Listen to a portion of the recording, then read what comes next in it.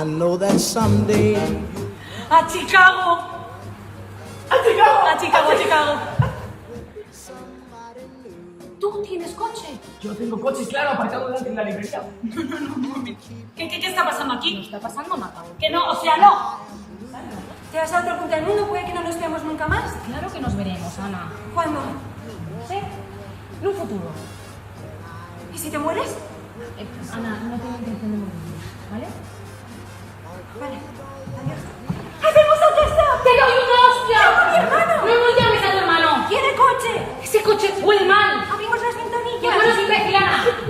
Pero, eres un imbécil que puede llevarte al aeropuerto. No, mira, yo no te voy a dir, però és que tu no has pensat en que Chicago és un objectiu terrorista. ¡Ves a la merda! ¡Ves a la merda! No, estàs a París, no ho vols veure? Mira, Bruna, tu no has vingut aquí a fer-me una sorpresa, tu has vingut aquí a fotre'm. És que mis papes ni jo volem que marxis. Escolta'm, sisplau, no siguis tan egoista. Hòstia puta! I tu has mirat els seus delinqüència a Chicago? Aniràs segura a la teva zona. Estoy segura que aquest puto barri... Ninguna de vosotras ha movido un puto dedo para que Nerea se fuera hoy. Solo yo. No quiere educarnos. Vengo a dar un mensaje. Sí, un mensaje que yo no te he pedido. Ya, pero es que Nerea, no todo el mundo puede escoger la vida que quiere. Sí, hay cosas que me tocan. ¿Vamos a estar mucho rato más con eufemismos? No, perdón. Esto lo había ensayado yo diferente. Pues va, grano, sin palabras amables. Muy bien. Vamos allá. Nerea,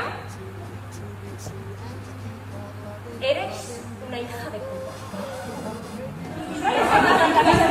¡Que me voy a Chicago, hostia! Es que ya no sé cómo decirlo. Que me voy a Chicago hoy. Yeah. Although you don't want me now, I'll get along somehow. And I won't want you. No.